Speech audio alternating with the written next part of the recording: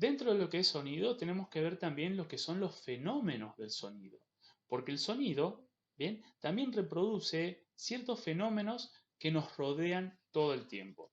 El primero de estos fenómenos es la reflexión del sonido. Y ustedes van a decir, pero ¿cómo? Si ya habíamos visto que la reflexión era con los espejos.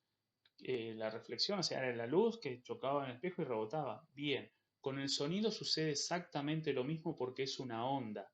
Entonces, el sonido se puede reflejar y seguramente están más acostumbrados que nunca a ver este tipo de reflexiones. En el primer caso vamos a ver la reverberación.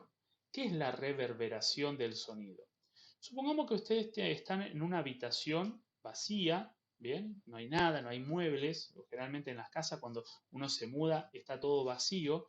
Y supongamos que ustedes hacen un ruido. En este caso tenemos una campana, ¿bien? Que empieza a vibrar, ¿bien? Empieza a sonar. Esa campana va a emitir sonidos, ¿bien?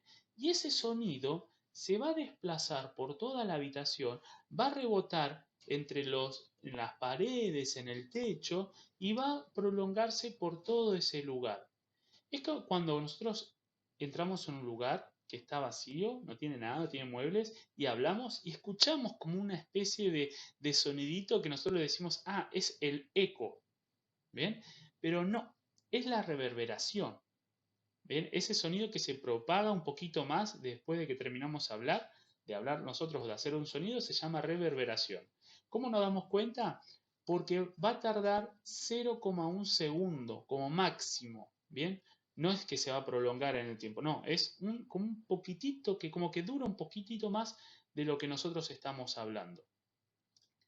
El otro fenómeno, ¿bien? Similar a reflexión del sonido, es justamente el eco. ¿Bien? ¿Qué pasa con el eco? El eco se produce cuando ese retardo o esa demora en el sonido es mayor a 0,1 segundo. Supongamos, acá tenemos un muchacho, un ejemplo, que está hablándole a la montaña y emite un sonido.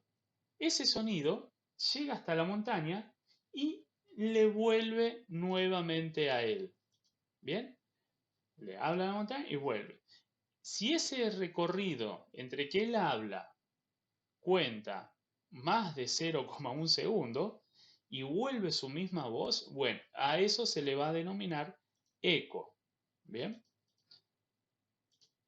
El siguiente de los fenómenos del sonido es la refracción. Esta es una característica bastante extraña, bastante rara que tiene el sonido, ya que lo habíamos visto con la luz, eh, que cuando cambia de medio, ¿bien? O el medio por el cual se va desplazando el sonido también cambia de temperatura, suceden ciertas cuestiones. Por ejemplo, supongamos que tenemos una tarde muy linda, donde tenemos sobre la superficie de la Tierra un poquito de aire caliente y ya está atardeciendo y arriba está un poco frío ya el aire, empieza a atardecer y tenemos acá nuestro megáfono.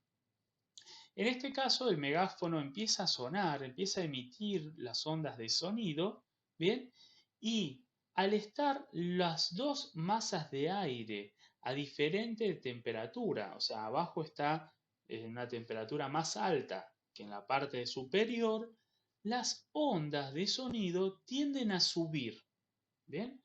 Las ondas de sonido suben. ¿Por qué? Porque se refractan. Hay un cambio en la densidad del aire. ¿Bien? Al estar caliente el aire, su densidad, sus moléculas están un poco más separadas y en el aire frío están un poquito más juntas. Entonces el sonido se desplaza de una zona de menor densidad a una de mayor densidad. Vamos a ver el caso al revés. Supongamos que arriba está el aire caliente y abajo está el aire frío. Si tenemos también nuestro altavoz que está por emitir un sonido, bien, el sonido, como arriba está el aire caliente y abajo está el aire frío, bien, el sonido tiende a moverse o a caer hacia alguno de los lados, bien. Y finalmente, para terminar el último de estos fenómenos del sonido, vamos a hablar del efecto Doppler.